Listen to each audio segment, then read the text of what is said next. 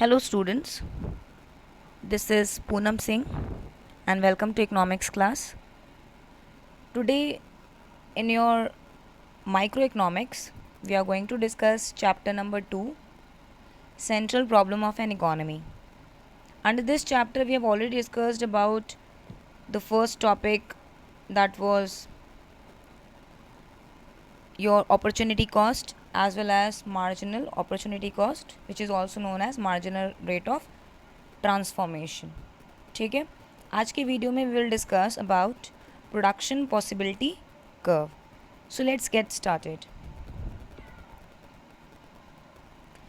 Now here the first question which arise in our mind, that is what is PPC और what is production possibility curve. तो ये जानने से पहले कि प्रोडक्शन पॉसिबिलिटी कर्व क्या होता है, first we should understand that this production possibility curve is also known with several names. So you can write it as production possibility curve or production possibility frontier or production possibility boundary. ठीक है, this production possibility curve, frontier or boundary itself is known with another name, that is transformation curve. So you can add it as transformation curve, transformation frontier or transformation boundary. ठीक है. Now there is a story behind PPC, और I can say it as so as to make PPC understandable for you. Let's have a story. Suppose there was a time when there was the world war was going on, right? So when it's a world war time, so definitely हमें अपने basic needs like fooding, shelter, इन सारी चीज़ों से ज़्यादा ज़रूरी उस time पे क्या होगा? Definitely to save your country, and those who are there fighting to save the country, they need the weapons, right? वो चीज़ हमारे लिए ज़्यादा ज़रूरी होगी. तो उस टाइम पे क्या हो रहा था, इस टाइम पे ज़्यादा से ज़्यादा प्रोडक्शन, सारे ही जो कंपनीज होती थी वो सभी के सभी क्या बना रहे थे? डिफेंस के वेपन्स बना रहे थे. But later on when the world war was finished, जब वर्ल्ड वॉर ख़त्म हो गया तो डेफिनेटली उसकी रिक्वायरमेंट भी कम हो गई है. तो वो जो कंपनीज थी जो कि पहले गन बनाया करती, सपोज़ ए कंपनी गन बनाती थी, ठीक है, अब वो ए कंपनी के पास जो मशीन्स हैं, रिसोर्सेज हैं, वो सब कुछ वैसे ही हैं जिसका यूसेज गन बनाने के लिए किया जाएगा, है ना? ठीक है, तो उसने वैसे मशीन्स यूज़ किए थे. बट अब क्योंकि वर्ल्ड वॉर ख़त्म हो गया है तो definitely nobody is in the need of guns now. तो अब गन को कोई भी नहीं खरीदेगा. तो अब the producer A is trying to shift himself. अब वो क्या चाहता है कि वो जो गन्स हैं उसका प्रोडक्शन धीरे धीरे कम कर दे और किसी और चीज़ का प्रोडक्शन बढ़ा दे. तो लाइक फॉर एग्जांपल, अब मार्केट में जो डिमांड है वो सपोज़ ब्रेड की बहुत ज़्यादा हो रही है, तो ही वॉज ट्राइंग कि अब मैं क्यों ना ब्रेड का प्रोडक्शन करूं. लेकिन अब उसके सामने सिचुएशन क्या है कि when he is trying to switch का मतलब क्या हुआ यहाँ पे, एक गुड का जो प्रोडक्शन है उसको वो सेक्रीफाइस करेगा. क्या करेगा? सेक्रीफाइस करेगा. वो जो हम लोगों ने MOC में पढ़ा था, ठीक है, कि द 2 कमोडिटीज़ आर देयर, उनमें से एक को क्या करता है हमारा जो प्रोड्यूसर हो या कंज्यूमर हो, वो एक एक करके उसको सेक्रीफाइस करता है. इसलिए सेक्रीफाइस कर रहा है ताकि वो दूसरे को ज़्यादा से ज़्यादा प्रोड्यूस कर पाए. ठीक है, तो जैसे जैसे एक एक यूनिट वहाँ पे वो घटाएगा तो उधर एक एक यूनिट वो बढ़ाता चलेगा. इसी तरह से अगर सपोज़ बिगनिंग में 100 गन्स का प्रोडक्शन हो रहा था, जस्ट इमेजिन कि पहले हम लोग कितनी गन्स का प्रोडक्शन कर रहे थे, सपोज़ 100 गन्स का प्रोडक्शन हो रहा था. अब क्योंकि ब्रेड की कोई भी यूनिट प्रोड्यूस उस समय नहीं हो रही थी क्योंकि कोई रिक्वायरमेंट नहीं था, ये गन्स का है और ये ब्रेड्स का है, तो उस समय क्योंकि रिक्वायरमेंट कुछ भी नहीं थी तो ज़ीरो था. अब धीरे धीरे जब इसको हम 90 पे करेंगे और यहाँ पर हम 1 करेंगे, फिर यहाँ पर ये 80 हो जाएगा और ये यहाँ पर क्या हो जाएगा, 2 हो जाएगा. इस तरह से ये बढ़ता चला जाएगा, बी यानी कि ब्रेड बढ़ता चला जाएगा और गन्स कम होता चला जाएगा. फिर एक टाइम ऐसा आएगा कि ये नील हो जाएगा. नील मतलब ज़ीरो हो जाएगा, इसका प्रोडक्शन हम बिल्कुल बंद कर देंगे और दूसरा वाला जो गुड है वो 100% हो जाएगा तब जा कर के वहाँ पे. ठीक है, तो यहाँ पर जो प्रोडक्शन पॉसिबिलिटी है वहाँ पे क्या होता है, हम एक गुड्स का जो यूज़ होता है उस यूज़ से हम शिफ्ट करते हैं दूसरे गुड्स के यूज़ की तरफ ताकि उसका प्रोडक्शन हम ज़्यादा से ज़्यादा बढ़ा सकें. But yes, every rule has some limitations, some assumptions. किसी भी रूल को कह सकते हैं या फिर किसी लॉ को पॉसिबल बनाने के लिए इकोनॉमिक्स में कुछ ना कुछ हमारे अजम्पशंस होते हैं, हम ये मान कर चलते हैं। लाइक मैथ्स में क्या होता है, कुछ ना कुछ, let's say the item B x, है ना, एक्स मान लेते हैं। तो उसी तरह से अब वो एक्स कोई एक होगी वैल्यू, जब तक हम निकालेंगे नहीं, हमें पता नहीं कि वो एक्स वैल्यू क्या हो सकती है, लेकिन अज्यूम करते हैं कि वो एक्स है। तो उसी तरह से हमारे इकोनॉमिक्स में भी क्या होता है, बहुत सारे ऐसे लॉज होते हैं जिनकी पॉसिबिलिटी नेचुरल इन्वायरमेंट में नहीं होती है, क्योंकि हम नेचुरल इन्वायरमेंट में 2 गुड्स का तो कंजम्पशन करते नहीं है। In natural environment we consume more than 2 goods, but यहाँ पर हम क्या कह रहे हैं, 2 ही गुड्स के बारे में बात कर रहे हैं। एक का सेक्रीफाइस करेंगे और दूसरे का हम गेन करेंगे, यानी कि उसका प्रोडक्शन बढ़ाएंगे। अब in the real scenario it is not possible because there are so many goods which are being produced in the economy. So as to make the study possible हमें क्या करना होगा, हम ये assumptions लेंगे इसकी कुछ, ठीक है। तो वो assumptions हम लोग फिलहाल बाद में देखेंगे, अभी देखते हैं कि ये प्रोडक्शन पॉसिबिलिटी का क्या है। So it is written PPC shows the graphical presentation, किस तरह का प्रेजेंटेशन दिखाता है, ये ग्राफ के फॉर्म में ग्राफिकल प्रेजेंटेशन दिखाता है, कुछ कर्व्स ये शो करेगा, ठीक है। और इज अ लोकस, यानी कि एक व्यू देगा हमें of various combination of 2 goods. कितने गुड्स होंगे, गुड्स तो 2 होंगे लेकिन कॉम्बिनेशन बहुत सारे हो सकते हैं। लाइक ए कॉम्बिनेशन है तो उसमें गन्स कितनी प्रोड्यूस हुई, 100 प्रोड्यूस हुई, और जो हमारा ब्रेड था वो सिर्फ 0 था। फिर बी कॉम्बिनेशन बना, बी कॉम्बिनेशन में आपने 90 गन्स को प्रोड्यूस कर रहे थे और यहाँ पर 1 आपने ब्रेड को प्रोड्यूस किया। फिर इसी तरह से यहाँ पे सी कॉम्बिनेशन में क्या हुआ, 80 आपकी गन्स हो गई और यहाँ पे 2 आपने क्या प्रोड्यूस किया, ब्रेड प्रोड्यूस किया। तो इसी तरह से आपने क्या प्रेजेंट किया, यहाँ पे 2 गुड्स का different combination A B C D, इस तरह से बढ़ता चला जाएगा जितना भी आपका कमोडिटी का डेटा प्रेजेंट होगा। That can be produce with available technologies and resources. अब उतना ही प्रोडक्शन होगा डेफिनेटली जितना कि आपकी उसी टेक्नोलॉजी और उसी रिसोर्सेज से पॉसिबल हो। Now one thing you need to understand over here is कि जो टेक्नोलॉजी उसके पास उस टाइम थी जब वो गन्स का प्रोडक्शन कर रहा था, वही सेम टेक्नोलॉजी और वही सेम रिसोर्स है उसके पास। वो रिसोर्स और टेक्नोलॉजी यहाँ पर चेंज नहीं होगी, तो उसे उसी लिमिटेड रिसोर्स और टेक्नोलॉजी का यूज़ करके ही प्रोडक्शन करना है, ठीक है। और हम ये मान कर चलते, देखो यहाँ पर लिखा है assuming that the resources are fully and efficiently employed, और हम ये मानकर चलते हैं कि जितने भी रिसोर्सेज हैं उसके पास उसको वो पूरी तरह से यूटिलाइज कर रहा है, ठीक है। So I hope it is clear to you. Now moving on to the next slide. Now let's see some assumptions of our PPC curve. क्या अजम्पशंस हैं या हम कह सकते हैं वो क्या सिचुएशन है जिसमें PPC पॉसिबल होगा। तो first one is the resources available are fixed. हम ये मानकर चलेंगे जो भी रिसोर्सेज हमारे पास अवेलेबल हैं, चाहे वो हम जब गन बना रहे थे तब या फिर अब हम जबकि शिफ्ट करेंगे गन टू ब्रेड, ठीक है। तो resources are going to be, जो हमारे पास रिसोर्सेज अवेलेबल हैं that is going to be fixed, ठीक। अब रिसोर्सेज में ये बता दूँ, हमारे पास FOPs होता है, FOP, ठीक है। FOPs का मतलब फैक्टर ऑफ प्रोडक्शन। अब वो फैक्टर ऑफ प्रोडक्शन हमारे पास क्या क्या होते हैं, लैंड हो गया, ठीक है, लेबर है, और क्या होता है, कैपिटल हो गया, राइट, और लास्टली हमारे पास होता है एंटरप्रेन्योर स्किल, ठीक है। ये 4 हमारे होते हैं FOPs। तो ये इन्हीं को हम क्या कहते हैं, हमारे रिसोर्सेज कहते हैं। तो हमारे पास जो रिसोर्सेज होंगे वो लिमिटेड। अगर मेरे पास सपोज एक छोटा सा पीस ऑफ लैंड था तो ये जो लैंड है ये इतना ही है, इसी लैंड में पहले हम गन बनाते थे, अब इसी लैंड में क्या करेंगे, हम ब्रेड बनाएंगे। सपोज में 3 मशीनरी का हम यूज़ कर रहे थे तो वो 3 मशीनरीज हैं which are available to me when I was making gun, now when I am making bread, ठीक है। So this is the thing. Now coming to the next one, that is technology remain unchange. यहाँ पे technology जो होगी वो change नहीं होगी, ठीक है, क्योंकि चेंज करके तो प्रोडक्शन करना is very easy, but we are making a kind of the law possible where there is no change in the technology, and in the limited the technology only you are going to produce more and more goods of the another commodity, ठीक है। Suppose X and Y 2 commodities हैं हमारे पास, तो X का production अब हम sacrifice करेंगे और यहाँ पे हम क्या करेंगे, गेन करेंगे। तो इसको हम कह सकते हैं कि लॉस भी है। इसको लॉस करेंगे, डेफिनेटली लॉस हो रहा है, एक एक करके कम करते चल रहे हो, यहाँ पे एक एक करके हम बढ़ाते चल रहे हैं, तो ये क्या हो जाएगा। So here we are talking all about the technology which is going to be unchanged, यानी कि जो हमारी टेक्नोलॉजी है वो बदलेगी नहीं। The resources are fully employed, और फिर हम ये मान के चलेंगे कि जो भी टेक्नोलॉजी थी और रिसोर्सेज थे वो पूरी तरह से यूटिलाइज़ हो रहे हैं। ऐसा नहीं है कि आपने नया कोई रिसोर्स ले लिया, नई टेक्नोलॉजी ले आए और उससे आप प्रोडक्शन कर रहे हो, तो दैट इज़ तो वेरी इजी। फिर आपने नया क्या किया, मतलब ऐसा क्या किया जिससे आपकी अपने यहाँ पे रखे हुए रिसोर्सेज आपने यूज़ कहाँ किया, राइट। तो यहाँ पे ये कॉन्सेप्ट कहता है कि अपने रखे हुए रिसोर्सेज से ही आप नया कुछ बनाओ। Coming to the next, that is the resources are efficiently employed.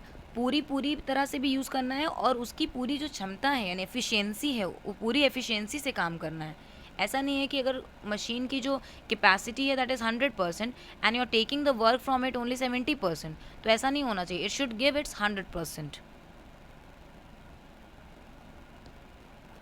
Now coming to the next, which is all about the resources are not equally efficient in production of all the products। अब हमें ये भी पता है कि जितने भी resources होते हैं या जो भी रिसोर्स अभी मेरे पास अवेलेबल हैं, चाहे वो मशीनरी के फॉर्म में हो, लैंड के फॉर्म में हो, लिमिटेड कैपिटल हो, ठीक है, तो ये हमें पता है कि जो रिसोर्सेज होते हैं वो सारी तरह के प्रोडक्शन के लिए एफिशिएंट नहीं होते हैं।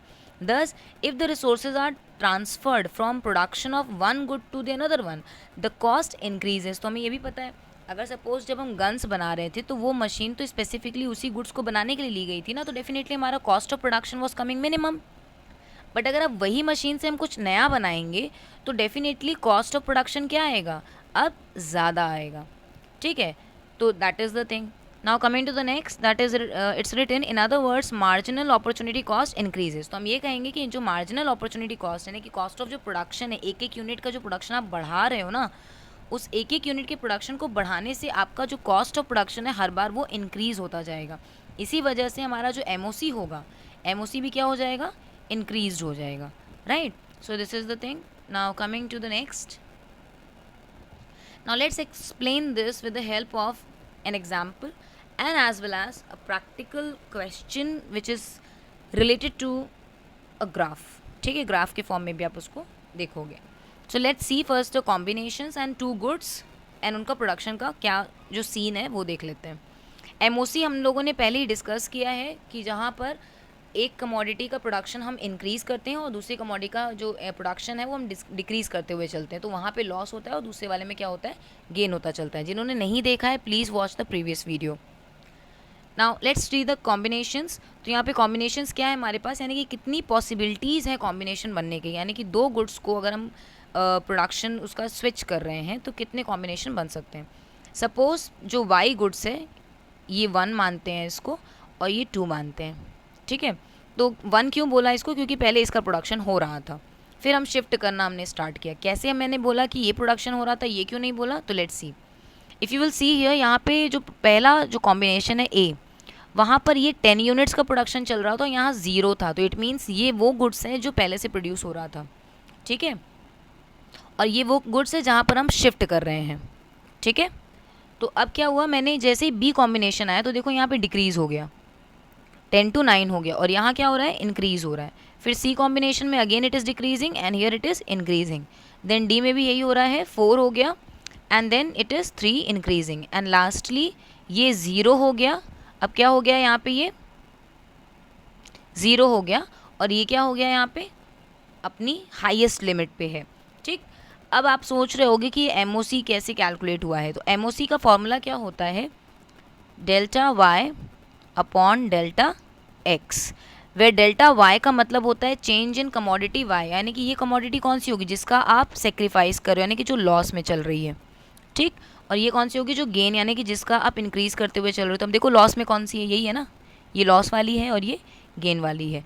अब चेंज कैसे कैलकुलेट करते हैं, यानी कि डेल्टा कैसे पता चलेगा वो देख लेते हैं। डेल्टा निकालने के लिए अब देखो पहले वाले में क्या था, जब यहाँ पे 10 था तो यहाँ 0 था, तो डेफिनेटली कोई कैलकुलेशन नहीं हो क्योंकि इसके ऊपर कोई नंबर नहीं है, ठीक।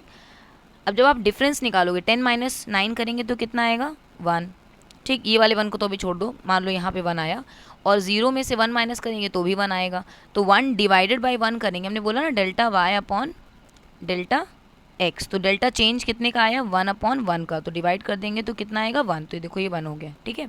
अब 9 में से 7 जाएगा तो कितना आएगा, 2 आएगा, और 2 में से 1 जाएगा तो कितना आएगा, 1 ही आएगा। तो ये अब हो जाएगा 2 अपॉन 1, तो कितना हो गया ये 2, ठीक। इसी तरह से बाकी भी कैलकुलेट हो जाएंगे। तो this is the way we calculate MOC, and MOC अगर इंक्रीज होता है तो वो कौन सा शेप बना रहा है। देखो यही कॉम्बिनेशन हमने ग्राफ में प्रेजेंट किया, अब ग्राफ में कैसे प्रेजेंट हुआ है उसको देख लेते हैं। This is your X axis and this is your Y axis. X axis पे हमने क्या दिखाया है, वो कमोडिटी जिसका हम गेन कर रहे हैं, यानी कि जिसको हम बढ़ा रहे हैं, और वाई एक्सिस पे हमने वो कमोडिटी दिखाई है जिसका हम अब सेक्रीफाइस हमने करना स्टार्ट किया है। ठीक, तो अब इसको ध्यान से देखो, पहला क्या है यहाँ पे 10 है, पहला कॉम्बिनेशन हम लोग देख रहे हैं, 10 और 0 का कॉम्बिनेशन बन रहा है। तो देखो ये है 10, 10 जो कि y पे चल रहा है यहाँ पे, ठीक, और हमारा 0 का है यहीं पे, कुछ भी करना नहीं, यही लाइन ही है ये, इसके आगे अब चलेंगे। जब हम यहाँ से नीचे आए तो इसका मतलब ये नीचे डिक्लाइन कर रहा है, देखो 10 से 9 पे शिफ्ट हुआ, ठीक, और ये 0 to 1 गया है, तो ये क्या हो रहा है, ये इंक्रीज़ हो रहा है। देखो ये इतना प्रोडक्शन ये बढ़ा दिया हमने, राइट, तो ये पोर्शन बढ़ने वाला पोर्शन है, और ये पोर्शन क्या हो रहा है, ये डिक्रीज़ हो रहा है।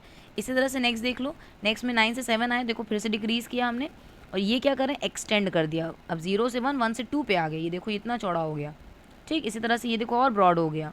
तो ये ए बी सी डी और ई लास्ट के यानी जितने भी कॉम्बिनेशंस थे उसको हमने ग्राफ पे दिखाया। अब यहाँ पे एक चीज़ बहुत ही इंपॉर्टेंट है, the points means the combinations which are on the PPC curve. ये कौन सा शेप है, कॉनकेव, ठीक है, ये कॉनकेव है। When the combination of the PPC, जो भी कॉम्बिनेशंस हैं अगर वो पीपीसी कर्व के ऊपर हैं तो इट मीन्स कि हमारे जो रिसोर्सेज हैं वो फुल्ली और एफिशिएंटली यूटिलाइज हो चुके हैं, ठीक है। So this is the example of it. So I hope it is clear. Now going on to the next slide. Okay, अब कुछ कैरेक्टरिस्टिक्स और कुछ प्रॉपर्टीज़ देख लेते हैं as far as PPC is concern.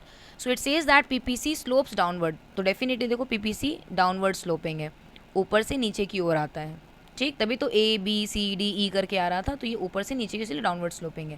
फिर इसका शेप कैसा है, पीपीसी कैसा होता है, कॉनकेव टू द ओरिजिन, ठीक है, concave to the origin. Now coming to the next.